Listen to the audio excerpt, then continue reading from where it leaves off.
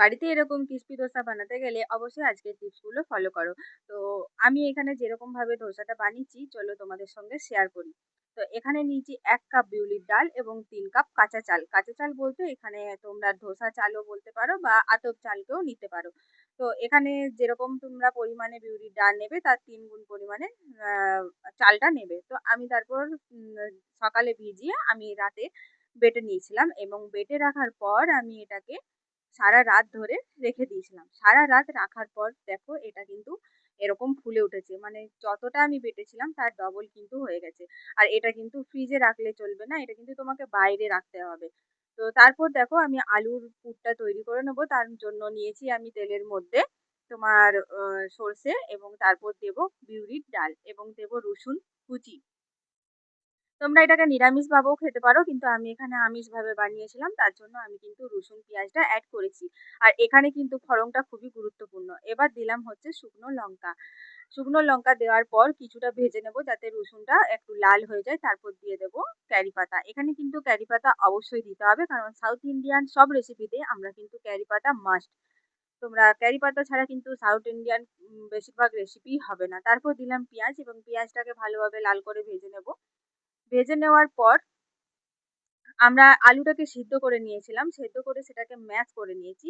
তো সেটাকে ম্যাশ করে আলাদা জায়গায় রেখেছি। তো তারপর এখানে দেখো আমি দিয়ে দিলাম সবজি মসলা, যেটা স্যানিটাইজের সবজি মশলা আমরা এমনি নর্মাল সবজির মধ্যে ইউজ করি, সেটাই কিন্তু আমি এখানে দিয়েছি।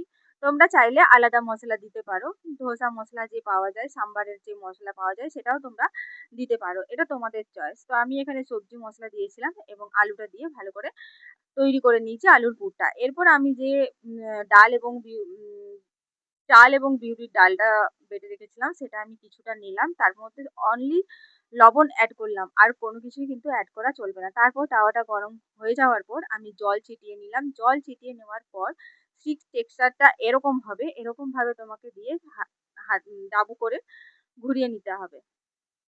তোমার ইচ্ছে মতো তুমি যতটা বড় করবে করে নাও। এরপর এরকমভাবে দিয়ে পর কিছুক্ষণ ওয়েট করতে হবে এবং আঁচটা রাখতে হবে একদম হাই। যখন তুমি তাওয়াতে দেবে তখন কিন্তু লো, এবং যখন তুমি এটা তাওয়াতে দেওয়া হয়ে যাবে তখন কিন্তু হাই। এরপর দেখো কি সুন্দরভাবে উঠে যাচ্ছে এক একটা করে ধোসা, এবং খেতেও কিন্তু দুর্দান্ত হয়েছিল।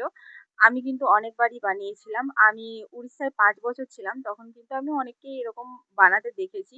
তাই তাদের কাছ থেকেই শিখেছি। ওখানে কিন্তু ইডলি, ধোসা, তারপর তোমার মেদু বড়া ওখানে কিন্তু প্রচুর পরিমাণে পাওয়া যায়। আর আমি ওখান থেকেই এসব জিনিসগুলো খেতে শিখেছি। আমি কিন্তু বাঙালি বেশি এগুলো খেতাম না। তো দারুণভাবে উঠছিল কিন্তু। তোমরা বাড়িতে এই টিপসগুলো ফলো করলে খুব সহজেই বানাতে পারবে। আরেকটা কথা বলে রাখি, আমি এখানে ধোসার মধ্যে মানে চাল, ডাল ছাড়াও তোমরা এখানে অল্প পরিমাণ মেথি ভিজিয়ে রাখতে পারো। মেথি দিলে কিন্তু